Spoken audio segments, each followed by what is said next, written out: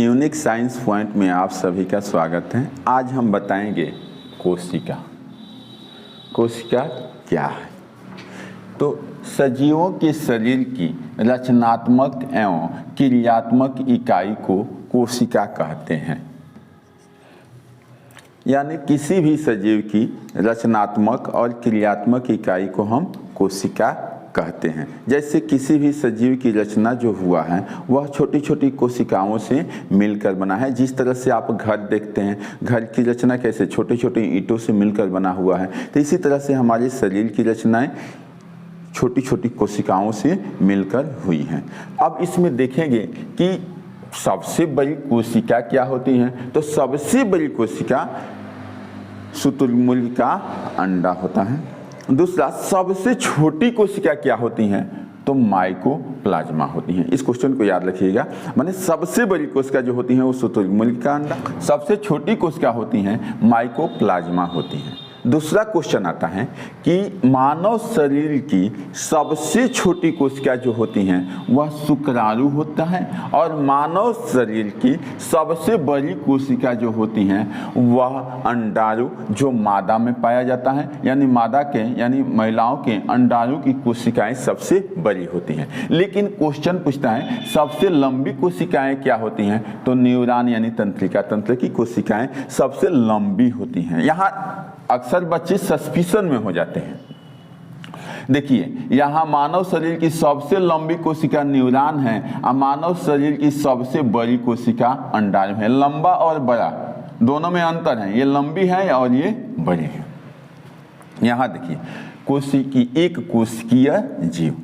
अब देखते हैं कि एक कोशिका, जिस जीव की रचना एक कोशिकाओं से हुई होती है उसे हम एक कोशिकीय जीव कहते हैं। जैसे अमीबा, पैरामीशियम, यूग्लिना, क्लेमाइडोमोनास, जीवाणु, ये सब एक कोशिकीय जीव हैं। दूसरा, बहुकोशिकीय जीव यानी मल्टी सेलुलर ऑर्गेनिज्म। जैसे कवक, पादप और विकसित जीव जंतु जितने होते हैं वो बहुकोशिकीय जीव होते हैं। जैसे कुत्ता, भैंस, बाघ, शेर, मनुष्य, बड़े बड़े पौधे, ये सब क्या होते हैं? बहुकोशिकीय जीव होते हैं।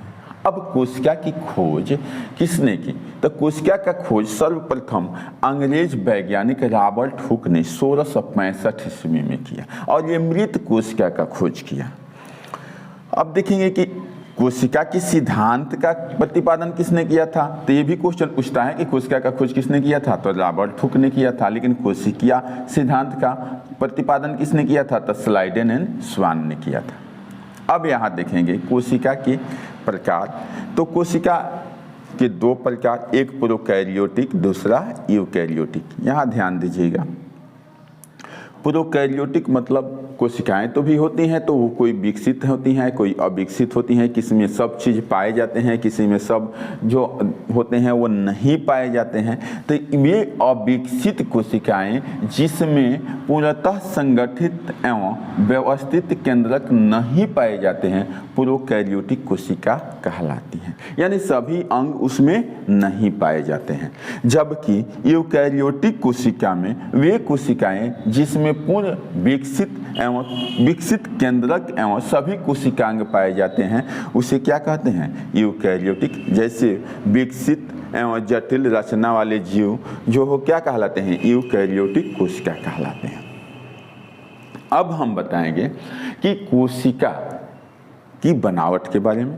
तो कोशिका की बनावट यानी एक शब्द में समझिए, कोशिका का आकार तो निश्चित नहीं होता है। कोशिका का आकार, कई प्रकार की कोशिकाएं होती हैं आकार की दृष्टि से। तो यहाँ हम देखेंगे कि कोशिका जो है, एक जंतु कोशिका का हम फिगर यहाँ देखेंगे। जंतु कोशिका में एक चारों ओर से यहाँ घिरी हुई एक पतली, मुलायम और लचीली झिल्ली होती है जिसे हम कोशिका झिल्ली कहते हैं। और उसके बाद दूसरा यहाँ देखिए, एक कोशिका झिल्ली और एक केंद्रक, और बीच में जो होता है वो कोशिका द्रव्य। अब इसमें देखेंगे कि ये कोशिका झिल्ली साइड से हो गई। ये क्या होता है? केंद्रक होता है। ये कोशिका का महत्वपूर्ण भाग होता है केंद्रक, जो कोशिका के सभी क्रियाओं को क्या करता है? नियंत्रण करता है। और ये कोशिका केंद्रक जो होता है ये दोहरी झिल्लियों से घिरा होता है, जिसे केंद्रक झिल्ली कहते हैं। अब इसमें देखते हैं कि केंद्रक में क्या पाया जाता है? केंद्रक में केंद्रिका पाई जाती है और इसमें गुणसूत्र पाए जाते हैं। तो इसके केंद्रक को जब हम विस्तृत पढ़ाएंगे तो इसके बारे में सब हम बताएंगे। गुणसूत्र, जीन, ये सब केंद्रक के अंदर पाए जाते हैं।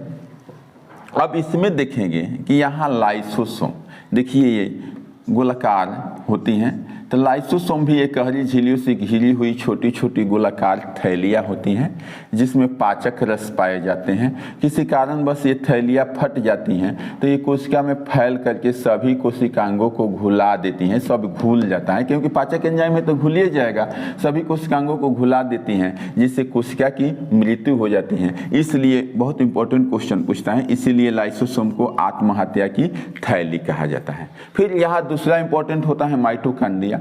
माइटोकॉन्ड्रिया में कोशिकीय श्वसन के एंजाइम पाए जाते हैं, जिसके कारण इसमें ऊर्जा मुक्त होती है और ये ऊर्जा एटीपी के रूप में संचित रहती है और फिर एटीपी से एक फास्फेट निकल जाता है तो एडीपी में यह परिवर्तित हो जाती है।